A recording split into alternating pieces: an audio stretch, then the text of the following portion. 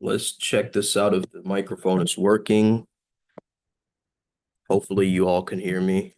I'm Uncle Makara, all relations. Let's get started today on a very, very important live stream. Today we're talking about NLP, okay? Now, some of you might have already known of NLP. I came across this video today by Richard Bandler and Tony Robbins. And I wanted to break it down from a flow state angle. I think it's really, really important to understand this technology as Primal Sutra because shamans need to discover the power of NLP to also smash through resistance, I believe. And it's been a helpful model for us to understand our model, let's just say, including my work with my book TPM, which is all about, using theater technology in order to create behavior change. Okay. So without further ado, let's get started.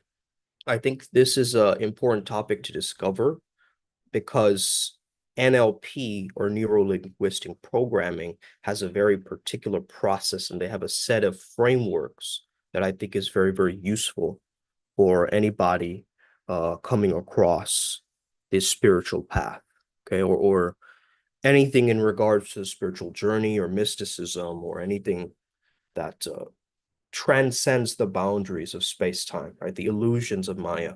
Anything that can transcend that can really teach you. It can be your teacher, okay? So, of course, this was a technology that was in like the 1970s and so forth.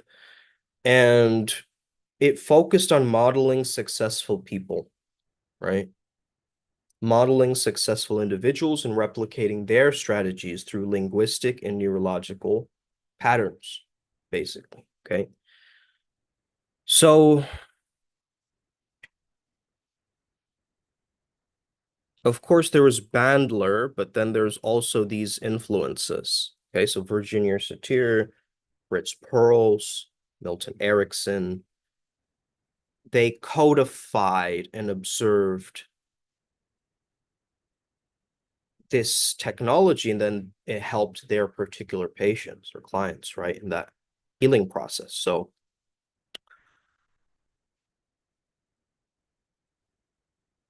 let's just create the title. All right.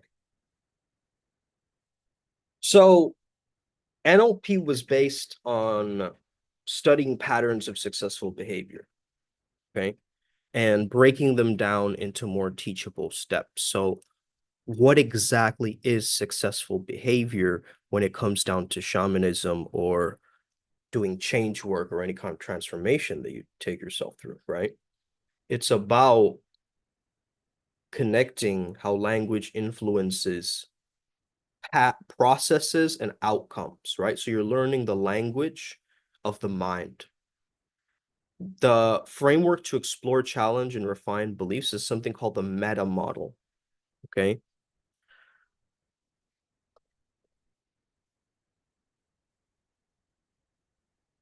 So what exactly is the meta model? So it's to clarify any vagueness, first and foremost, right? Every language generalizes, it deletes stuff, it distorts information. The meta model aims to help people communicate more effectively by clarifying the vagueness. So you ask certain questions like, how do you know, for instance, that stops people in their tracks and gets them to actually question their own linguistic beliefs and patterns, right, through their own language. Like they will hear themselves say something and then you'll be like, always, right? Never. So that calls out their overgeneralization, right? And if they pay attention to it, they can actually change it themselves. So when people articulate their challenges more clearly, then it becomes easier to address and resolve them, right? So this leads to better like mental flexibility and so forth, okay? So the meta model uses three types of language patterns: generalizations, deletions, and distortions. Generalizations, I never succeeded anything, people always take advantage of me, right? Always, never. Absolutes, all women are like this, all men are like this, right? So How do you use interventions to stop that? Never? Can you not think of one time that you succeeded? Right? So you break the pattern. This is the point of the meta model. Does everyone take advantage of you or just certain people? People always take advantage of me, right? So deletions are omitting key pieces of information. I'm upset. What specifically are you upset about? This is wrong. What exactly is wrong? You're clarifying and you're finding the hidden meaning underneath what they're deleting with just saying a random statement like I'm upset or I'm angry, right? Angry about what, you would say. So deletions are like that, and distortions are like she made me feel worthless. If I fail, my life will be over. These are like misrepresented reality, right? Which leads to an emotional reaction and assumption. So you challenge the assumptions, right? You question the causality. How exactly did she make you feel worthless? Your life isn't your life determined by you? And if you fail, what specifically would happen, right? So you get them to almost go a layer deeper using this meta model. And it identifies specific linguistic patterns to address, like always, never, everyone, right? Or statements with no clear source or authority, or one event is said to another without proof, or assuming knowledge of someone else's thoughts or intentions, like mind reading. Uh, Model operators are things like words like must, can't, should, have to, right? Indicating necessity, possibility, right? I can't do it. Who says you can't do it? What's stopping, right? So then there's nominalizations, right? So turning processes into static nouns, like there's no communication in our relationship. What specifically is it being communicated and what actions needs to happen in order for you guys to start communicating, right? This would be an intervention model. So you listen actively, you ask these specific questions of the meta model. You can maybe look up questions. You can Google it yourself to ask very specific questions of the meta model to uncover missing or distorted information or any details that are missing from their communication. So you approach the conversation with curiosity, not criticism. You're just there to help them understand and clarify their own thoughts back towards them. This is very good for catching manipulators, gaslighters, whatever you want to call it, love bombers, stonewallers, right? Whatever you want to call this, like people just put labels and terms on these things, these behavior traits, right? So I want you to start to understand you can't like, let's say someone's like, I can't succeed no matter what I do. What do you mean by that? You can't succeed. Can you think of one thing you've done well before? Well, yeah, I'm good at paint. It completely changes the pattern, you see? It's reframing their perception of success, actually. It's there for the person to start questioning their limiting beliefs, right? Then, of course, there's pattern interrupts, which, techniques to disrupt unhelpful habits or thought processes and just reprogramming them for much better results. So just like NLP modeled therapists and linguists, I suggest you guys for Primal Sutra, shamans can model flow state masters, right? Spiritual leaders, use athletes, use gurus, use shamans that use artists that to understand their triggers and rituals for entering into peak states of mind. Really do your research into understanding what this person does to tap in to their own peak performance or their own spiritual prowess, right? And this aligns you with your vision of integrating these practices by mapping these repeatable patterns. This is what modeling really is. You're mapping these repeatable patterns and then you're embodying it through you so you can see through their eyes, almost similar to Rykov effect, if you guys know what that is, right? So use NLP tools like visualization and language patterns to break the loop of your stuck energy, right? So for example, if I imagine someone's picture is shrinking slowly, it can help me holding a disempowering belief about that person to be easier in my own psyche to shift out of that negative state. So I'm using my own imagination as a tool, right? I'm using my own imagination as a tool. So imagine, magi, image, okay? So you understand that the reptile brain works through images, right? To help you with your survival, correct? So that means that you're going to have to start to understand what's going on underneath this, okay?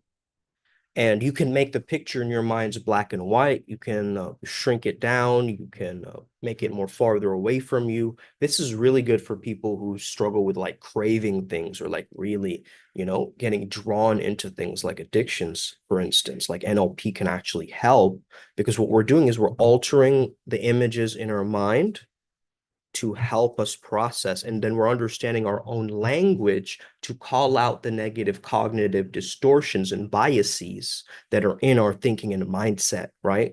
So if I'm speaking to somebody like, you have to do it like this, it's that they could be doing it like this, or, they choose to do it like that, or they get to do it like that. There's so many better options to use that adds less pressure. But a lot of us, we go with the autopilot way of how we're feeling in the moment, right? And so we just yell and blurt out things. And right now, the Taurus energy, the patience energy is really teaching us something. It's very interesting. Past couple of days, I've noticed my relationship with the anima has changed. And today's like a feminine healing day, which is very, very empowering right now. And I'm understanding that there's a process of communicating that's both conscious and unconscious, similar to hypnotists, right? Or hypnosis. So shamanic journeys are like symbolism, stories, archetype, all coming up in your deeper psyche, and you trying to make sense of this multi-level communication, right? Merging, finding the bridge between unconscious levels and conscious mind, right? And so NLP uses something called anchors. So these are like triggers linked to different emotional states or conditioned responses. People unconsciously anchor themselves to negative emotions too without knowing it. Let's say that you have a particular memory or a bad memory in your mind and it keeps looping, and that symbol keeps showing up in your life through everything that you're doing. You now have to discern between your left brain and your right brain to understand that this is my subjective choice and opinion and perspective, and this is the objective truth, what it is, and how reality is, right? And differentiating between those can be very, very powerful. But also understand you can create positive energy anchors during your rituals that you do, or during flow training, if you're exercising, if you're moving, doing sports, right? You're always associating a mantra or movement with a desired state. So all I know that state matters, right? A lot of people don't think state matters. They're like, whatever I'm feeling, it's fine. I really prefer having a desired state. So I like to optimize my state of mind by remaining in that. And I try to remain in that the best way possible, right? By blending these different styles of almost healing and therapy and, you know, finding the best processes that come through, whether they be epigenetics or, some kind of a deep shamanic chaos magic quest or some kind of a very pragmatic science-backed tool. All of it can help you with insights and how your brain processes through different kinds of information. Okay. So what if you explained chakra energy in terms of neural circuits, right? Resonating with more so the modern seeker. So NLP methods are okay, man. They're great for changing beliefs, and I don't have anything bad to say against them. There's a lot of people who say, "Oh, he's a narcissist. He's a this. He's a that." Listen, I'm not here to talk about Bandler, and I'm not here for you to give me a lecture on Bandler. Okay, I'm talking about don't shoot the messenger, listen to the message. Okay, really start to understand that he's saying the menu is not the meal, right? The movie trailer is not the movie. He's giving us some very accurate understandings of reality and how to use our own language to help us actually transform our reality, right? So this rapid belief change, he used to do these rapid inductions too. like the speed hypnosis, right? And so combining that anchor idea, I mean, that's a hypnotic technique already, right? Think about it. Like if you shock somebody or you do something very random or outrageous, they're going to start to remain in that unpredictable state with you, right? So it's kind of very addicting. And you can start to understand that if you are doing shamanic rituals, clearly your ego is gonna die, right? Similarly in acting, right? Or that when you're playing a role, the ego has to die in order for that character to take over, right? So it's almost like a self-transcendence that you're doing whenever you're embodying something else. So let's say that I walk outside and I'm carrying the energy of the tiger, let's say, as an example. I imagine I'm a tiger, and as I'm walking through the venue, I notice that my body language is shifting very differently, right? And I may have to slow down and I may have to look a little bit more at my environment and what I'm really up to. But I notice the energy taking over, helping me move me towards a certain outcome or a goal. Let's say I need to get in, get some grocery, get out. If I incorporate a tiger energy associated with that, I'm going to be very pragmatic, very productive, right? I'm just going to go in. I see the main focus. I need to get this, this, and this, and then I'm out of there. So once I incorporate, I model the energy of that, whatever it may be, right? You could use a spirit animal like that, or you can use something different. It could be a cartoon, it could be a character, but this character yoga combined with NLP modeling, it is a very new school approach, right? A lot of people call it new age, and a lot of new age teachings, kind of push away all these other doctrines, but I truly believe that there is some truth to the Buddha nature, Christ light. I think there is something that is bringing all of us towards it. I mean, it's interplanetary. You know what I mean? So this, of course, this is an old school kind of, uh, approach to thought clearing, but here's also a modern approach, right? So the old school approach is saying like cleaning a house with a broom is like a mental clarity, right? Because you're cleaning the dust. It's like you're almost cleaning the dust of your mind. Or what if you used magic cloth or a magic vacuum for cleaning, right? In the modern approach. What if you charge your vacuum you used to clean your own space and you use that tool and you change it into like maybe a weapon or something like that in your mind. So you're using it like a vacuum, but in your mind, it's turned into a weapon and you're slicing away the dust in a way, right? And that changes you because you using the power of your imagination, you have now altered your sense of state. You've altered your state of time, right? Time distortion. So, synchronizing movements can oftentimes be very powerful. Like mirroring is something they share in NLP quite a lot, like grabbing a falling object by slowing time or experiencing waiting in line, right? A reverse of productive time distortion. You're like waiting in a long queue. So control your perception of time during rituals, during meditations, during high stress situations, to make sure that you can enhance your focus and decision making. There's always a delay time. So if you can give yourself and create those delay times, let's say that you're getting very angry, you create a delay time for that anger that I'm going to walk downstairs and upstairs, and by that time my rage will be gone, right? And so once you do that, now you're building on that power, right? You're using a physical or a verbal anchor, a mantra, a mudra, something during a peak moment to create these instant recall of your flow states or feeling really good, right? Oh, that feeling when she asked me to prom, bro, I have it in the back of my mind. And whenever I go like this, I tap into it, right? That's my anchor for that. So now I'm going and talking to somebody. I just tap this point, and immediately it brings up these old memories, these feelings that I can then blend with this present moment.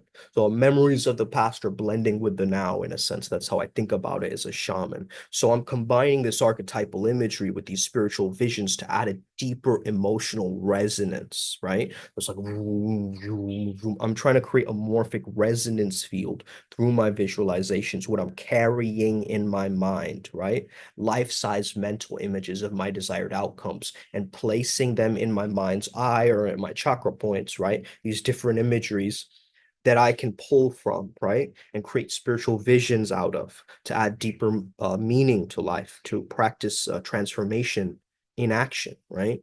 So recall a moment where you were just relentlessly determined to overcome a challenge, right? Feel into that energy, identify the spin of your feelings, like I'm moving forward for determination, right? So you move your body forward like this, or you slow down during unhelpful moments or unhelpful spin of feelings, right? So then you align it back to a more empowering emotion. What would I rather feel than this, right? Or what is this emotion keeping me safe from? Using a technique during energy clearing rituals to basically shift out of any of the emotional blockages, because what happens is we clog ourselves up, we block ourselves up internally, right? And so energy healing can be very intense. It might make you cry or shift in your seat or squirm or, feel this weird, like tingling, kind of pulling sensation in parts of your body. But also, what if you used humor, right? I want shop doc. Like imagine the voice of Bugs Bunny and like a very negative thought is appearing. And then Bugs Bunny makes you see the light in it, makes it laughable to you, right? So using humor, but also teaching, we teach our clients and adepts to reframe their internal dialogue, right? So if you can transform an obstacle into a moment of play, that's really where the sauce is at, okay? You got to develop mental shortcuts to reset and refresh your mind. So you can even visualize pressing a reset button at the top of your crown or something, you know what I mean, during a moment of overwhelm. Like that's just a perfect example of something that's so simple that clears your mind. And you can call it something, you can design it yourself. You can call it a sacred reset ritual and incorporate this mental cue with your spiritual practice. Let's say you're doing breath work and then you're just like reset, you anchor it in, and then the next time you're like, all right, this guy just blew me off from this date. Reset, okay? As a chica, you'd probably be able to do that then, tap into that.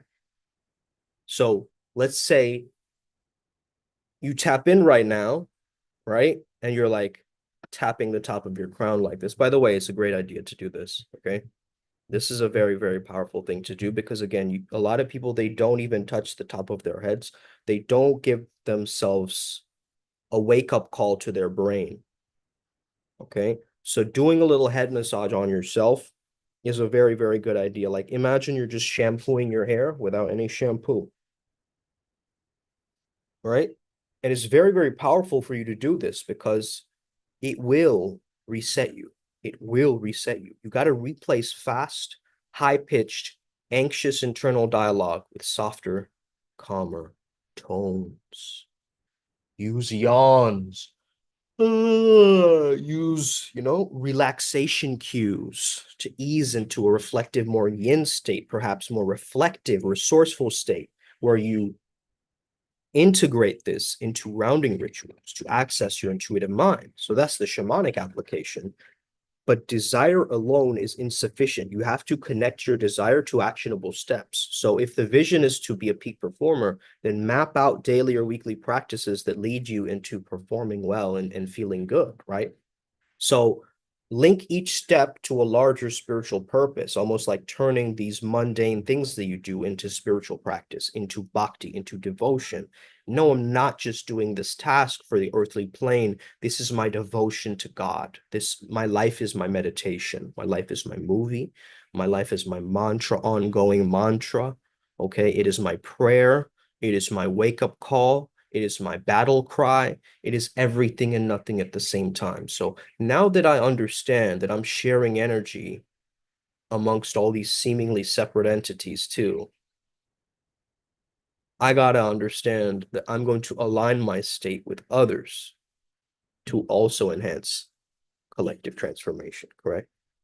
So how someone resonates with group energy can change depending on the collective meditation practice or whatever, mood that people are tapping into per se. Okay. So blend these techniques really well with, let's say you choose a mantra to deepen you into a trance-like state, and you anchor that mantra through some movement, circling the face counterclockwise or something like this, right? Creating deliberate relaxation in a moment where you feel scattered. So this is about creating hypnotic alignment, shamanic enhancement. Okay. So you prime yourself into feeling really good, and you change your breath, you change the visuals in your mind, and you find a way to link daily effort into a compelling future you who you can see in front of you, and you can talk to them, you can share insight with them, right? You can channel them, your higher self in a sense, right? You can teach your clients, if you're a business owner, to see the resistance, right? As a part of a larger pattern that can be disrupted and reprogrammed. Okay. You guys know about the avoidance exercise?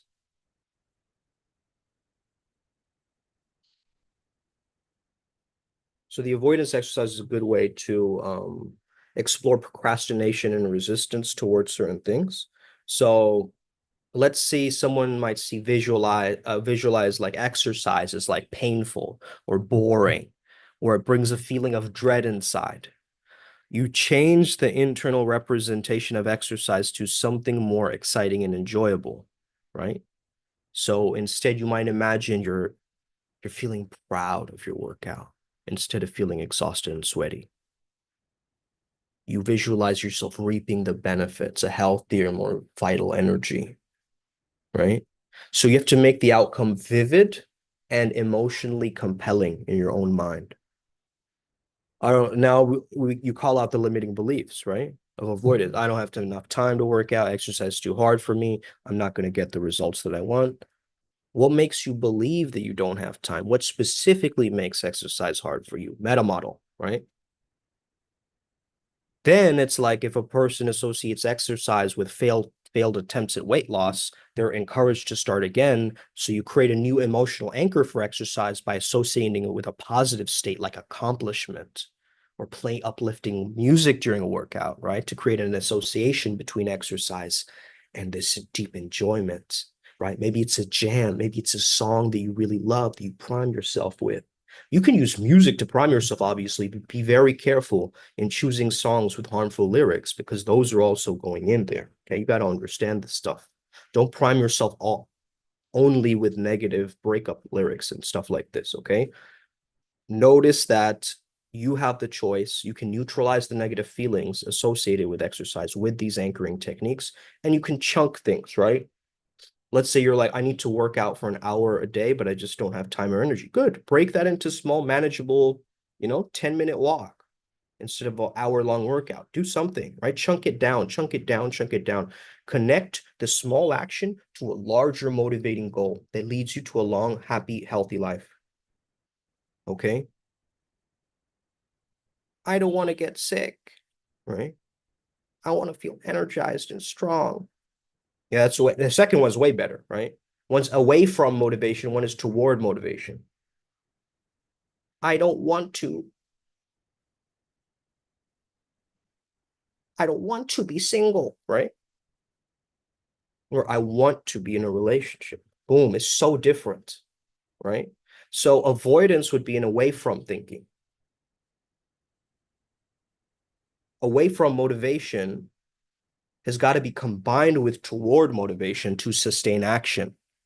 For example, think I don't want to feel tired and sluggish, and I want to feel vibrant and alive. So it doesn't just end with I don't want to feel tired and sluggish and away from only. You got to go away from toward, away from toward to balance out your motivational styles in order for your flow state mechanism to pull you forward. Are we getting this, guys? Yep. So a person who might exercise in, let's say, dull, lifeless colors in their mind, they're like, fuck, I hate this. Right? The sensory qualities of like people yelling and like random shit being thrown around in the gym. Maybe you don't like that, right?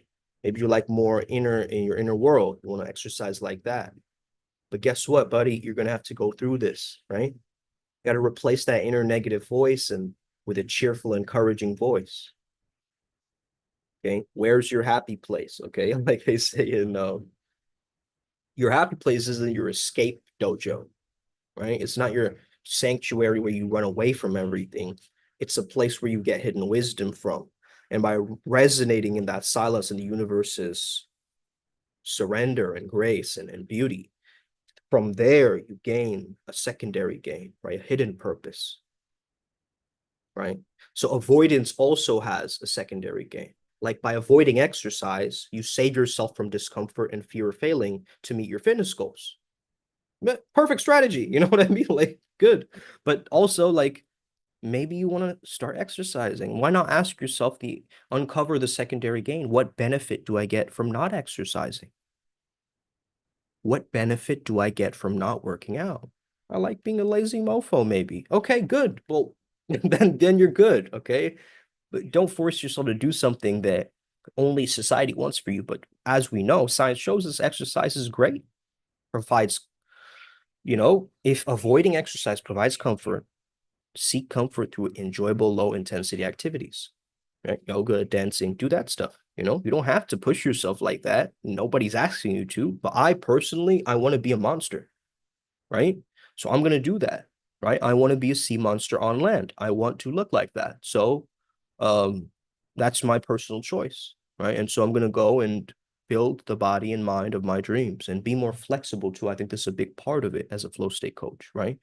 To remain a monster, but still be flexible and adaptable and weavable with my body, with my physical body. I never want to feel stiff or like kind of robotic as a bodybuilder archetype.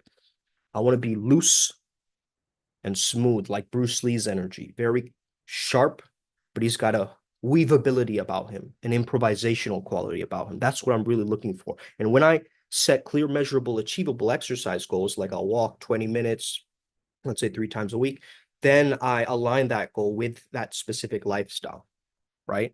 But I can't do it if I say, oh, exercise is another chore. No, it's a gift to my body, bro, right? So you got to use context reframing and use meaning reframing. It's 2 different types of reframing, right?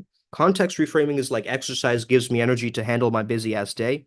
Meaning reframing is like every workout is an investment for my future health, my future optimized body. Okay.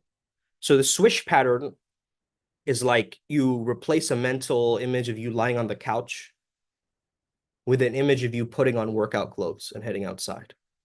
So you identify the trigger for avoidance, seeing the couch.